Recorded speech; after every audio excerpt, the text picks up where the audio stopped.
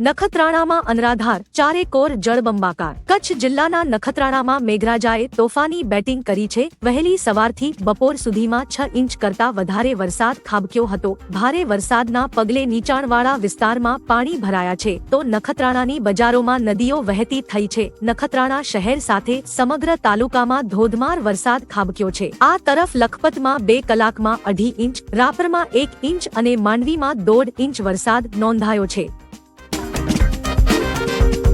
Budget 2024 સોનું અને mobile સહિત આ વસ્તુ સસ્તી થઈ. કસ્ટમ ડ્યુટી દૂર કરાતા કેન્સરની 3 દવાઓ સસ્તી થશે. મોબાઈલ અને મોબાઈલ ચાર્જર પર કસ્ટમ ડ્યુટી ઘટાડીને 15% કરાઈ, જેથી મોબાઈલ સસ્તા થશે. સોલાર સેટ પણ સસ્તા થશે. સોના અને ચાંદી પરની કસ્ટમ ડ્યુટી ઘટાડીને 6% કરવામાં આવી. પ્લેટિનમ પર કસ્ટમ ડ્યુટી ઘટાડીને 6.4% કરવામાં આવી. લિથિયમ બેટરી સસ્તી થશે. ઇલેક્ટ્રિક વાયર અને એક્સ-રે મશીન સસ્તા થશે. સુરેન્દ્રનગરમાં ચાંદીપુરાનો પ્રથમ કેસ. સુરેન્દ્રનગર જિલ્લામાં ચાંદીપુરાનો પ્રથમ પોઝિટિવ કેસ આવતા લોકોમાં ભયનો માહોલ જોવા મળ્યો છે, તો સાથે તંત્ર પર દોડતું થયું છે. ચુડા તાલુકાના ગ્રામ્ય વિસ્તારમાં ખેતમજૂરી કરવા આવેલા એક કુટુંબના 11 વર્ષના બાળકને શંકાસ્પદ લક્ષણ જણાતા તેનું સેમ્પલ ટેસ્ટ માટે મોકલાયું હતું, જેનો રિપોર્ટ પોઝિટિવ આવ્યો હતો. હાલ તે બાળક સુરેન્દ્રનગરમાં સારવાર હેઠળ છે. 2024ના બજેટમાં જમીન સંબંધિત સુધારા. 2024ના બજેટમાં જમીન સંબંધિત કેટલાક સુધારા કરવામાં આવ્યા છે. ગ્રામીણ અને શહેરી બંને વિસ્તારોમાં જમીન વહીવટ, શહેરી આયોજન, ઉપયોગ અને બિલ્ડિંગ લોમાં સુધારા. ગ્રામીણ વિસ્તારની તમામ જમીનોને unique land parcel identification number સોંપવામાં આવશે. ગ્રામ્ય વિસ્તારોમાં જમીન રજિસ્ટ્રીને સ્થાપના કરાશે. જામજોધપુરના સોગઠી ડેમમાં ગાબડું પડ્યું. સૌરાષ્ટ્રમાં ભારે વરસાદને કારણે નદીઓ ગાંડીતુર બની છે અને મોટા ભાગના ડેમો ભયજનક સપાટીએ પહોંચ્યા છે. ત્યારે જામજોધપુરના સોગઠી ડેમમાં ગાબડું પડતા તંત્રમાં ભારે દોડધામ જોવા મળી રહી છે. જો કે આગળના તમામ વિસ્તારોને એલર્ટ કરી દેવામાં આવ્યા છે અને લોકોને સાવચેતી રાખવા માટેની અપીલ કરાઈ છે. હાલ તંત્ર દ્વારા આ ડેમની કામગીરી હાથ ધરવામાં આવી રહી છે. ભારે વરસાદે ચિંતા પણ વધારી છે.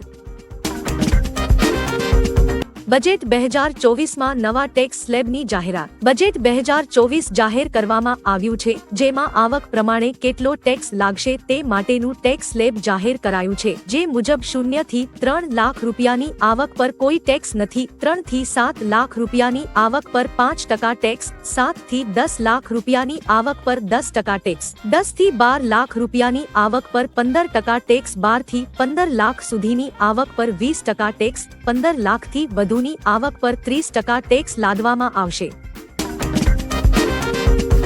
બજેટ 2024 ફ્લેક્સ બેનર, ટેલિકોમ ઉપકરણો અને પ્લાસ્ટિકની વસ્તુઓ થશે મોંઘી. બજેટમાં નાણામંત્રીએ ઘણી પ્રોડક્ટ્સ અને સેવાઓ પર લાગનાર ટેક્સમાં ફેરફાર કરવાની જાહેરાત કરી છે. ટેક્સ વધવાથી ઘણી પ્રોડક્ટ્સના ભાવ વધી જશે. શું મોંઘું થયું તેની યાદી જોઈએ તો પીવીસી ફ્લેક્સ બેનર, ટેલિકોમ ઉપકરણો અને પ્લાસ્ટિકની વસ્તુઓનો સમાવેશ થશે. કિંમતી ધાતુઓ અંગે નાણાપ્રધાન સીતારમણે કહ્યું કે સોના અને ચાંદી પર કસ્ટમ ડ્યુટી ઘટાડીને 6% અને પ્લેટિનમ પર 6.5% કરવામાં આવશે.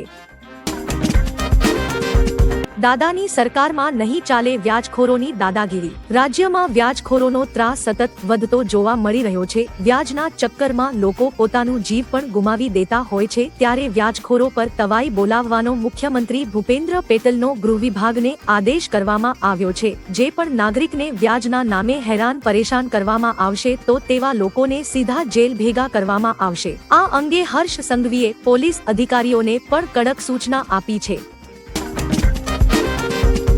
બજેટ 2024માં યુવાનો માટે 5 નવી યોજનાઓની જાહેરાત. નાણામંત્રી નિર્મલા સીતારમણે યુવાનો માટે 5 નવી યોજનાઓની જાહેરાત કરી છે. નાણાપ્રધાને કહ્યું કે 2 લાખ કરોડ રૂપિયાના કેન્દ્રીય ખર્ચ સાથે 5 વર્ષમાં 4.1 કરોડ યુવાનો માટે રોજગાર, કૌશલ્ય અને અન્ય તકો ઉપલબ્ધ કરાવવા માટે 5 યોજનાઓ પ્રધાનમંત્રી પેકેજની જાહેરાત કરતા મને આનંદ થાય છે. આ વર્ષે અમે શિક્ષણ, રોજગાર અને કૌશલ્ય માટે 1.5 લાખ કરોડ રૂપિયાની જોગવાઈ કરી છે.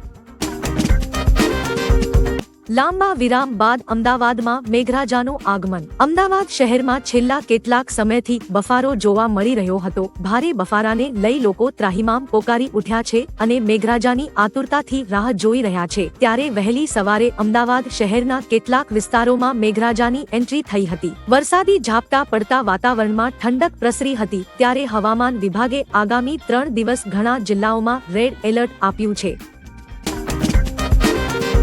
5 કરોડ આદિવાસીઓ માટે અદ્યતન ગામ અભિયાન. બજેટમાં આદિવાસી સમુદાયને લઈને મોટી જાહેરાત કરવામાં આવી છે. આદિવાસી ઉન્નત ગ્રામ અભિયાન આદિવાસી સમુદાયોની સામાજિક અને આર્થિક સ્થિતિ સુધારવા માટે શરૂ કરવામાં આવશે. આ યોજના આદિવાસી બહુલ ગામો અને મહત્વાકાંક્ષી જિલ્લાઓમાં આદિવાસી પરિવારો માટે સંતૃપ્તિ કવરેજ અપનાવશે. આ 63,000 ગામોને આવરી લેશે, જેનો લાભ 5 કરોડ આદિવાસી લોકોને થશે.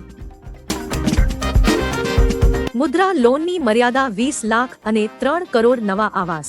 બજેટમાં સરકારે મુદ્રા લોન અંગે મોટી જાહેરાત કરી છે. મુદ્રા લોનની મહત્તમ રકમ 10 લાખ રૂપિયાથી વધારીને 20 લાખ રૂપિયા કરવામાં આવી છે. આ સિવાય નાણામંત્રીએ પ્રધાનમંત્રી આવાસ યોજનાની મોટી ભેટ આપી છે. પ્રધાનમંત્રી આવાસ યોજના હેઠળ 3 કરોડ નવા મકાનો બનાવવામાં આવશે. આ સાથે શહેરી આવાસ માટે 10 લાખ કરોડ રૂપિયાની રકમ મંજૂર કરવામાં આવી છે.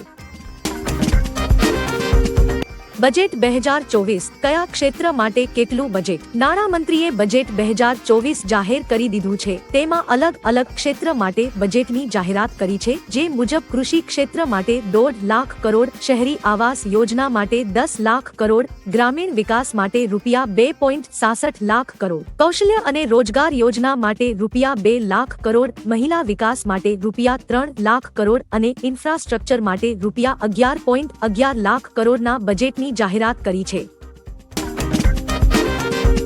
બજેટ 2024માં બિહાર અને આંધ્રની બલ્લે બલ્લે. સરકારે ભલે આંધ્ર અને બિહારને વિશેષ દરજ્જો આપવાની ના પાડી દીધી હોય, પરંતુ નાણામંત્રીએ આ રાજ્યોને દરજ્જો આપ્યા વિના વિશેષ બનાવવામાં કંઈ બાકી નથી રાખ્યું. 24નું બજેટ બિહાર અને આંધ્ર માટે ખાસ છે. નાણામંત્રીએ આંધ્રપ્રદેશ માટે 15,000 કરોડ અને બિહાર માટે 41,000 કરોડ રૂપિયાની સહાયની જાહેરાત કરી છે. આ સિવાય બંને રાજ્યોને અલગ અલગ વસ્તુઓ પર મદદ આપવામાં આવશે.